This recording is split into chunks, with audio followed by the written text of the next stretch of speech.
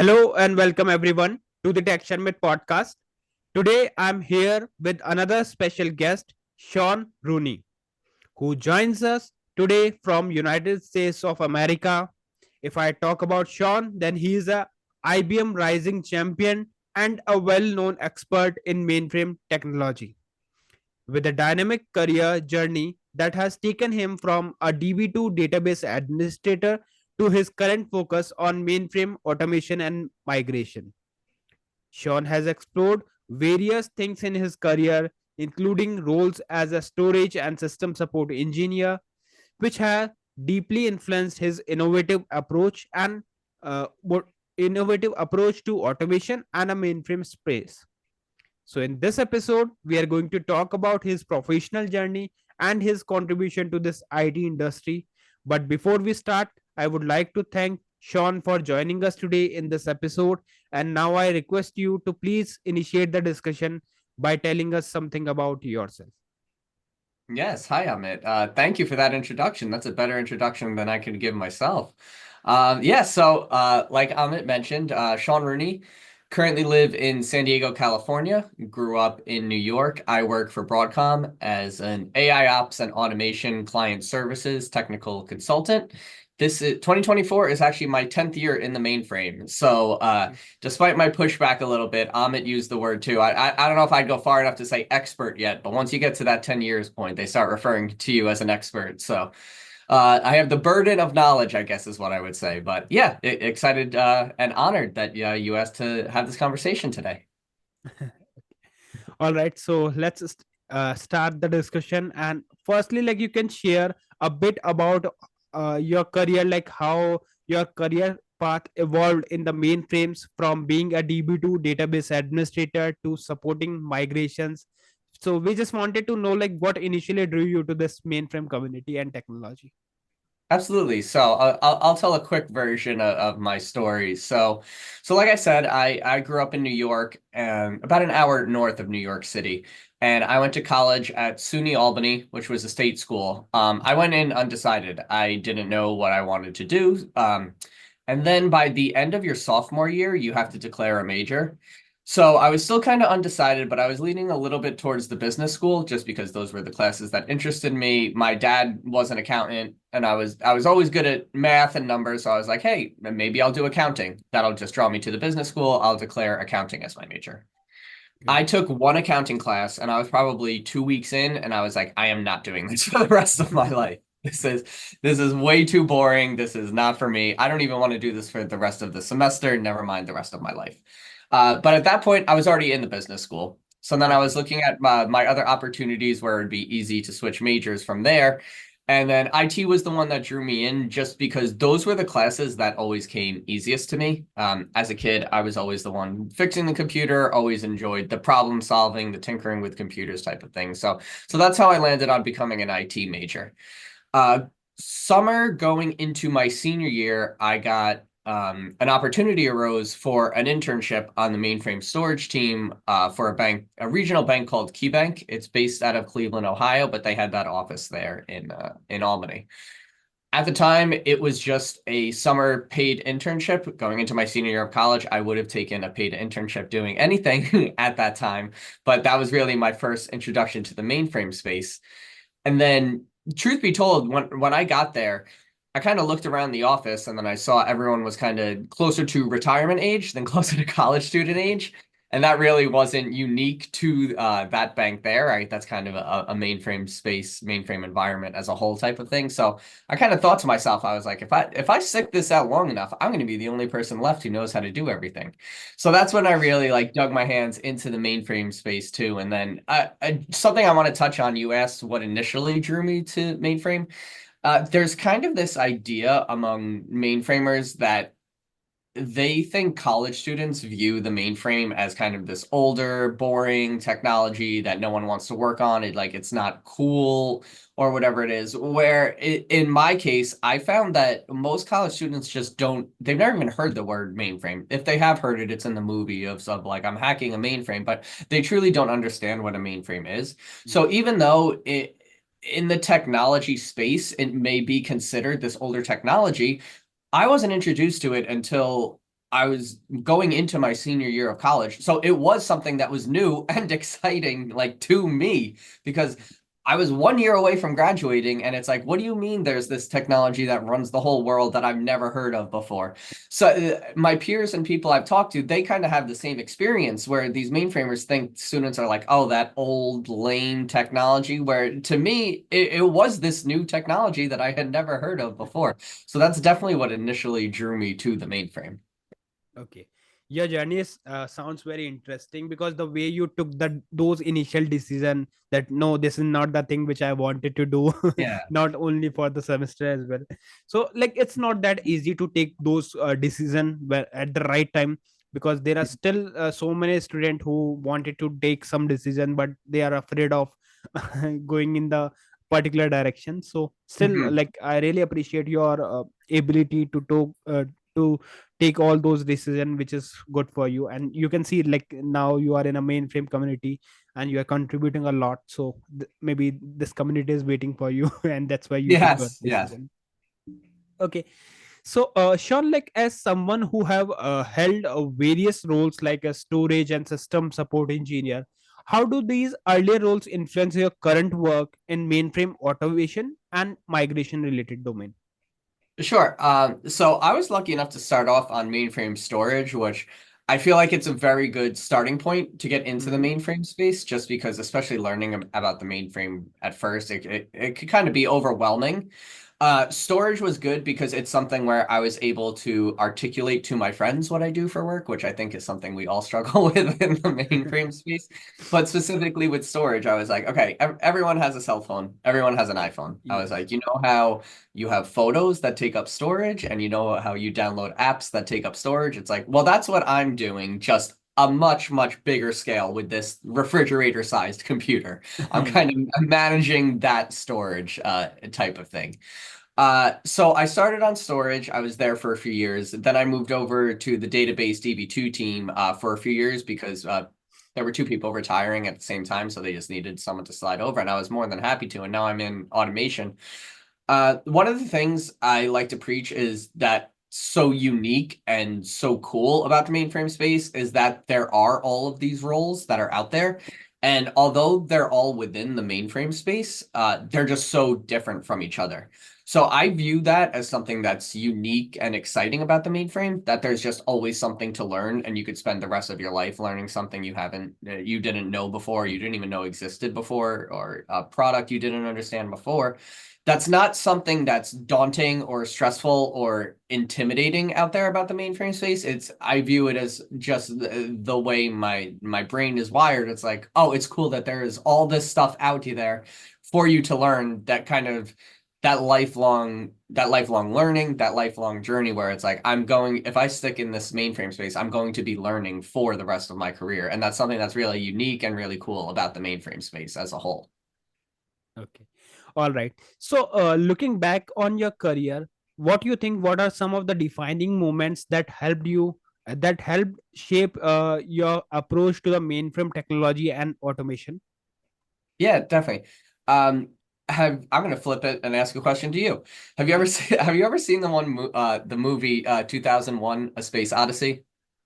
No, I didn't get a Okay, chance to yeah, watch so it. it's a famous movie. I might be butchering it. I think it came out in the 70s. It might have came out in the 80s, but Uh-huh. it's a movie where they're mostly exploring space, going through meaning of life. There's an AI influence in it too, but the story I like to tell is there are certain points in that movie where humanity these random big black monoliths keep coming up, and when they Mhm. touch the monolith is when there's like a huge advancement in mankind and the history of humans, whatever type of thing.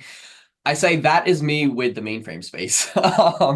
In that first internship when I was working as a storage intern, we were going through a big project that we were doing a KEC upgrade. KEC is CEC, the Central Electronic Complex. So that word isn't used as much anymore, but yeah, there's a million acronyms in the mainframe space. KEC is one of them. But so we were upgrading the physical machines, the physical mainframe Okay. space. So I was probably halfway through the internship, probably like 5 weeks in, and I was like, okay, I see this green screen. I don't really understand what I'm looking at, what it's touching, all that stuff. So when we went through that KEC upgrade, and when I physically saw the mainframe and physically touched the mainframe and was like ripping out the wires underneath the floorboard and all that stuff, I was like, that's like the moment when it like really clicked for me. And I was like, oh, like I kind of understand what I'm doing now instead of just looking at that green screen. So I always say like that was one of the big defining moments was like physically seeing it. And then when I kind of had that aha moment of when I'm looking at data sets through the green screen and I'm realizing, wait, this is kind of just the same as like a file explorer, like just clicking through windows type of things. And once I started making those connections of, because I grew up using computers, I'm sure you did too, when we were taking typing class and computer class as young as Yeah. first grade type of thing. So once I started making those one-to-one connections of it, like, wait, like this is just on the green screen. This is what it is on the Windows, like point and click type of thing. So that's really what helped me too. And then the last thing I like to mention is when I got this role at Broadcom, that's what really opened my role to the community aspect of the mainframe that I just did not know exist. I just wasn't aware that it was out there, that the Okay. shares, the IBM Tech Exchange, the System Z Enthusiast Discord, all that stuff that I just didn't know existed. I just didn't have the awareness. And I don't blame anyone for that. It's just that's why I feel so passionately now about being a mainframe advocate and kind of getting the word out there to being like, hey, anyone who's new to mainframe who like feels this is kind of a little intimidating type of thing, like there is a space for you, that we all went through the same thing. That so getting this job at Broadcom really kind of opened all of those doors of the community aspect for me. So Okay. All right. So, Sean, you grew up in New York and now live in San Diego, right? So, how yes. have both East Coast determination and West Coast creativity shaped your work and approach to solving complex challenges in the mainframe world? Yeah, very good question. So whenever I tell people I'm from New York, they just immediately think New York City and don't realize there is a whole state outside of New York City type of thing, just because that's where most of the population lives. But yeah, like I mentioned, I grew up an hour north of New York City and then ended up going to college kind of 3 hours north of New York City and then spent a lot of my life there before I moved here. So it's interesting that kind of just my dad, his work ethic, everyone's parents growing up, it was so much of the hustle and bustle all the time of like commuting 2 hours away, and just all of that stuff that it was just very fast-paced type of thing. And I kind of knew from a young age, I was like, this is a little too fast-paced for me. Like, I don't know if this is what I want type of thing. Like, always up for a challenge, but the stress. I mean, obviously there's stress that comes with every job, but I mean, it was just, I was like, I think New York City is a little too fast for me type of Okay. thing. So yeah, just lifestyle wise, San Diego is more my pace type of thing. Mm-hmm. But how I would answer that question is Darren Search from IntraSkills speaks on this a lot, that there are a ton of people who would be perfect mainframers, but they just Okay. don't realize it. They inherently have that exact skill set and then the problem solving ability and the problem solving curiosity that it is just perfect for a mainframer type of thing. So yeah, I just got lucky that I found the mainframe so early on in my career with that internship, because I just have all the roles that just all my coworkers have, all my peers have, that it's like the work is fun. Like tinkering Yes. with code and the problem solving. When I get that, just to use an example, when I get that return code 0 in a JCL, it's like, yes, like just the feeling of accomplishment quick. And so yeah, I just got lucky that compared to most people, I was able to find the mainframe much earlier on in my career than most, where I didn't really have to go through, oh well, like I had this job and I hated it, then I had this job and I hated it. That I've always kind of felt at home in the mainframe space, just kind of inherently the way my brain is wired type of thing. Okay.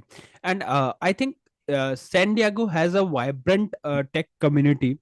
So, have you seen any notable differences between the tech environments on East Coast and West Coast, particularly when it comes to the mainframe adoption and the innovation? Yeah, what's interesting is when I was in upstate New York, where I was living, Albany is the capital of New York. So all of my friends had government jobs.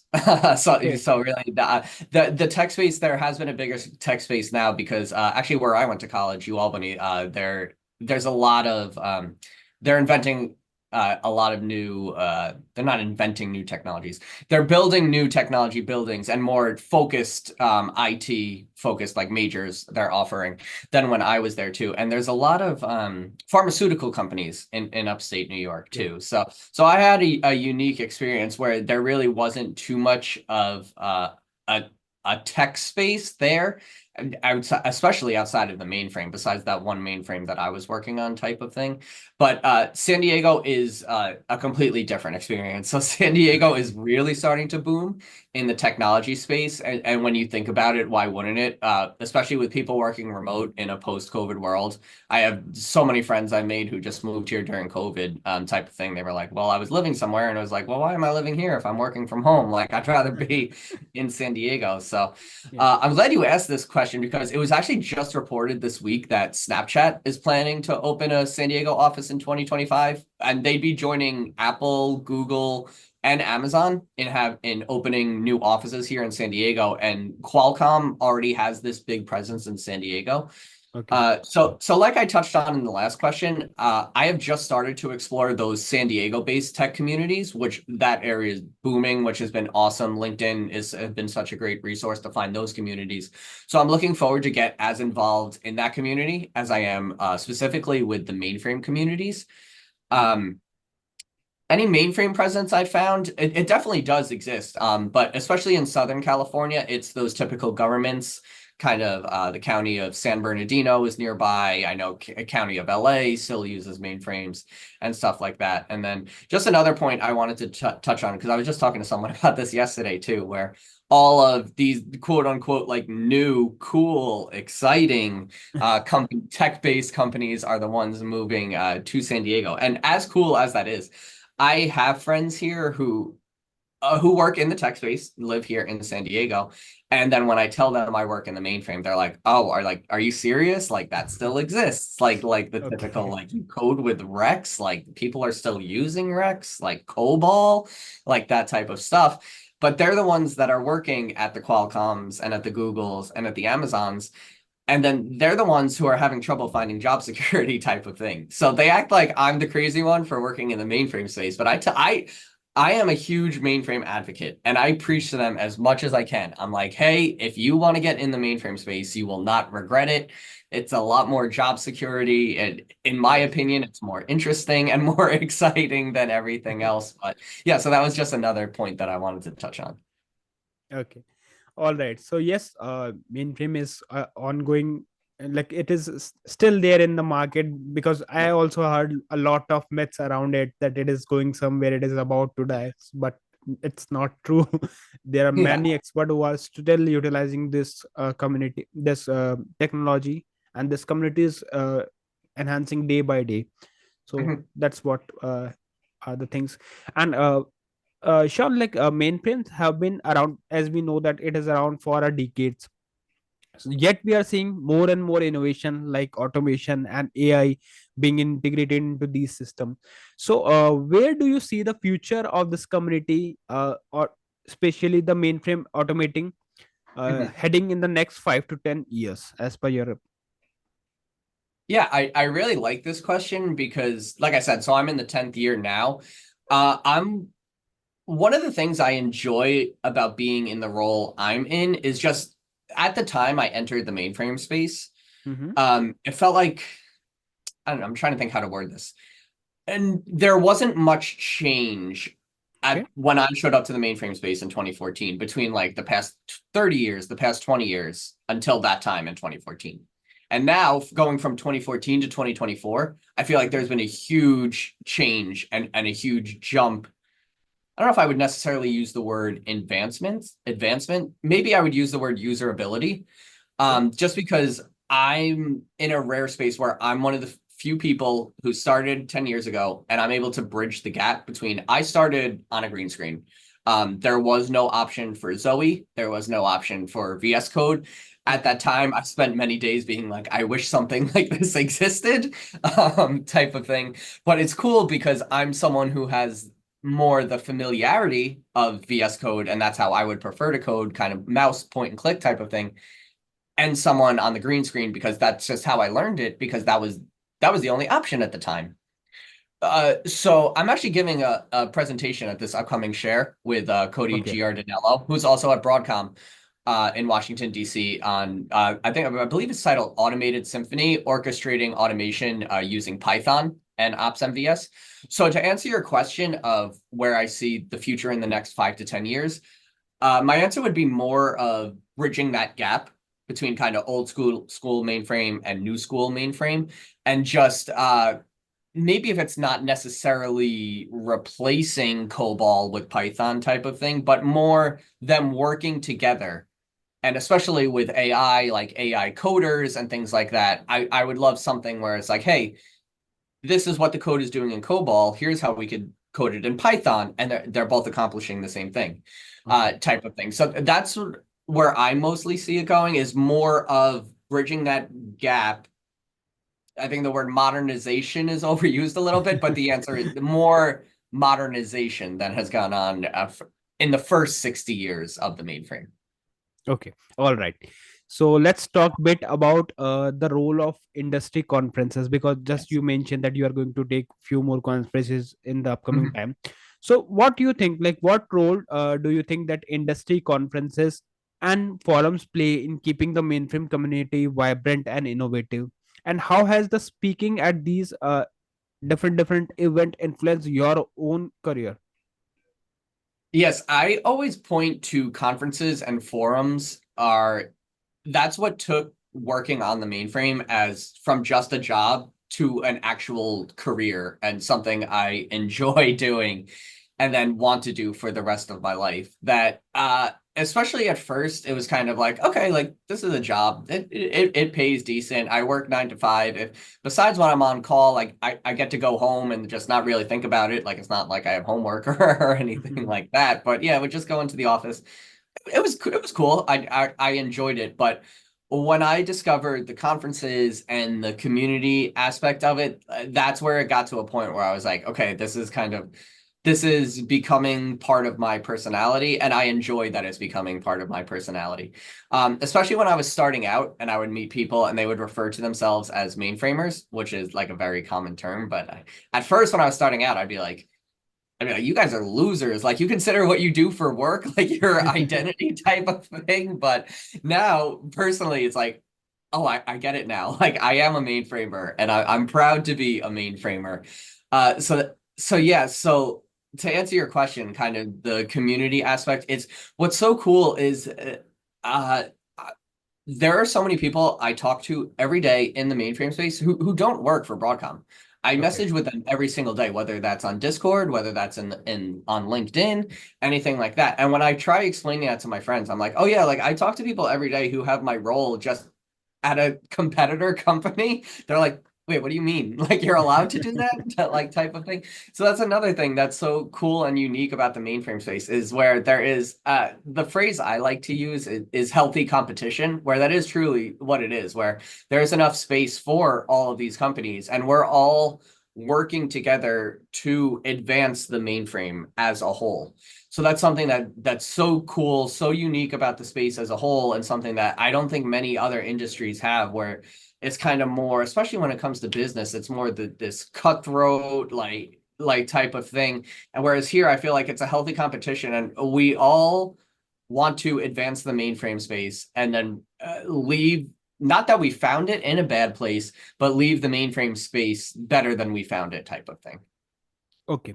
So here, Sean, I want to ask one more question related to your professional Mhm. expertise. So how do you measure the success of a migration or a automation project? So I just want to ask, like, are there any specific metrics or benchmark you use to evaluate the long-term impact on the system performance and the business outcome? That's a really good question. Thanks for that question.